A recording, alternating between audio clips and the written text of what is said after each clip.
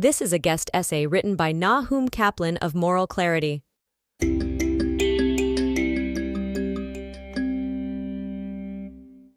After 15 years out of office, the UK's Labour Party will likely secure a gargantuan majority in elections on July 4th. British Jews are fretting that the party has not fully shed its old anti-Semitic skin. These fears look well-founded. The scale and venom of anti-Israel protests in Britain since Hamas's October 7th pogrom have been shocking. Anti-Semitism is at a 40-year high, up 589% year-over-year, according to the Community Security Trust, a charity devoted to protecting British Jews. 11 incidents are reported daily. Jihadist protesters have barely bothered to pretend they are otherwise. Masked mobs have taken over the streets of many British cities. Policing has been disgraceful. There has been an utter lack of law enforcement. Chants and banners calling for genocide have gone uninterrupted, let alone punished. In London, police have arrested lone Jewish protesters in front of jihadist throngs as if the single Jew, and not the bloodthirsty mob, is the problem. It is not just street rabble-rousers either. UK universities are hotbeds of anti-Semitism, including faculty members. Almost 64% of Jewish students at UK universities say they have experienced anti-Semitism on campus since October 7th, another Community Security Trust poll showed. Fully 96% said they have come across anti-Semitic disinformation on campus in that time. Current Prime Minister Rishi Sunak has even had to implore British university administrators to tackle anti-Semitism more seriously. University students are quite representative of people aged 18 to 24 years, which is the most anti-Semitic and radicalized demographic. A Campaign Against Anti-Semitism poll showed that about half of people in this age group believe that Israel is acting like Nazis towards Palestinians. The figure for Britons overall was disturbing in itself, at about a third. The survey also found that 46% of British adults believe in at least one anti-Semitic statement. This data also does not capture the bile and extremism spewing unfettered out of Britain's 1,700 mosques.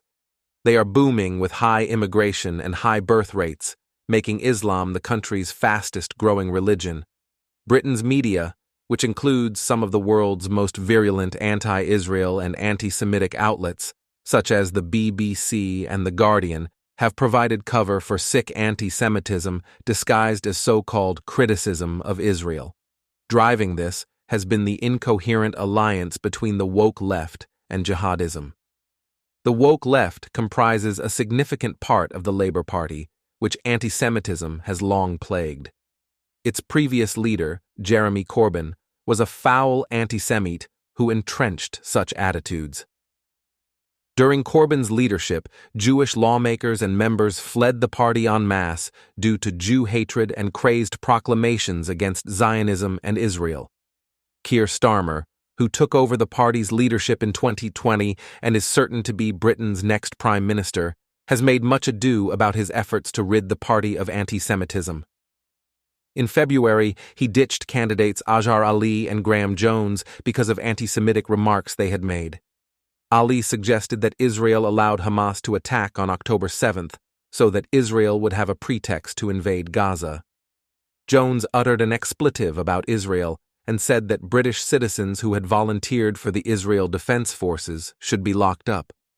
Starmer has also upset much of party's rank and file by adopting a fairly conventional policy towards the Israel-Hamas-Hezbollah war instead of a more anti-Israel stance.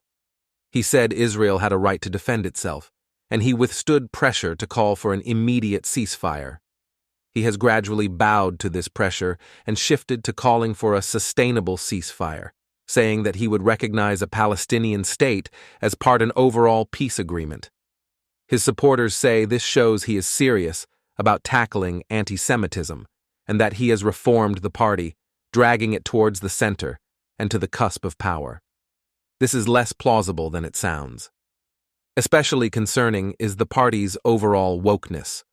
Woke types are not known for their diversity of thought. If you know what they think about one topic, say transgender issues, then you know with a high degree of certainty what they think about other issues, such as the Israel-Palestinian conflict. It is this kind of groupthink that makes increasingly large parts of the left. And this is where the tells may be. Consider Labour's shadow Foreign Secretary David Lammy. Try not to laugh, but he has said that a man, if given the right hormones, can grow a cervix. It is inconceivable that anyone who adheres to woke dogma so strongly has views that are supportive of Israel. While such views are strictly unrelated, they tend to go hand in hand in the performative theater of woke politics. As being woke involves adhering to unchallengeable dogma, of which being anti-Israel a central tenet, it is doubtful that Labour's members have given up their anti-Israel views. It is fair to say that Starmer has succeeded in imposing discipline on his party's members to shut up about Israel and Jews so that he can be more electable. This discipline may not hold. There is considerable pressure from Labour voters for party members to tout their anti-Israel credentials. In UK council elections, there was a voter backlash against Labour's Israel stance in areas with Muslim populations. Respected British pollster John Curtis estimates that support for Labour was down about 8 points in areas where the Muslim population exceeds 10%. Much of this is thought to be a protest vote over Labour's position on Israel that may not translate to national elections. It does, however, show how strong antisemitism is among part of Labour's support base. This makes chances high that antisemitism remains in the party, so will soon be in the British government. Starmer's team is pushing the narrative that winning a huge majority will allow him to get things done legislatively, which Britain badly needs, without the need to pander to his party's far left.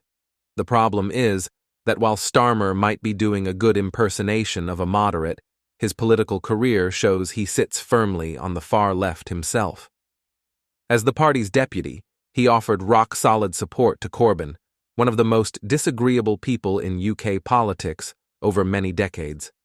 Starmer even took a knee, as they say, over Black Lives Matter in 2020. It is absurd that a British politician should show such support for a US political movement, which, despite sweeping the UK like a virus, had nothing to do with the country. Call me old-fashioned, but I think British prime ministers should be grown-ups who do not kneel before the world in displays of performative nonsense. Britain's hapless conservative government deserves the routing it is about to get. It has been insipid. Starmer and Labour, however, do not deserve the enormous majority they are about to receive. Starmer getting things done thanks to a huge majority might be an appealing narrative, but it is not obviously more plausible than a party deeply tainted with anti-Semitism winning power and continuing to be anti-Semitic. This is not an outlier view. Some 41% of Britons think Labour still has an anti-Semitism problem, including a third of Labour voters, according to polling firm Savanta. The poor policing of anti-Israel protests, the media's biased reporting of the Israel-Hamas-Hezbollah war, and rising attacks on Jews across Britain show that anti-Semitism is deep and widespread. A government including anti-Semitic members would, in that sense, be representative. Britain's Jews number only about 287,000. They do not have the political clout of the country's 3.8 million Muslims, including an alarming number of Islamists, who have their claws deeply into the soon-to-be-in-power Labour Party. The contrast between British and European politics is concerning too. The UK is turning left, just as Europe is turning sharply right. Concerns about high immigration levels, especially from Muslim countries, and jihadism are among the major reasons European right-wing parties are resurgent. Oddly, given European history, these right-wing parties tend to be supportive of Israel. The battle against Islamism is their common cause, and Islamism is a serious and growing problem in places such as France, the Netherlands, and Germany.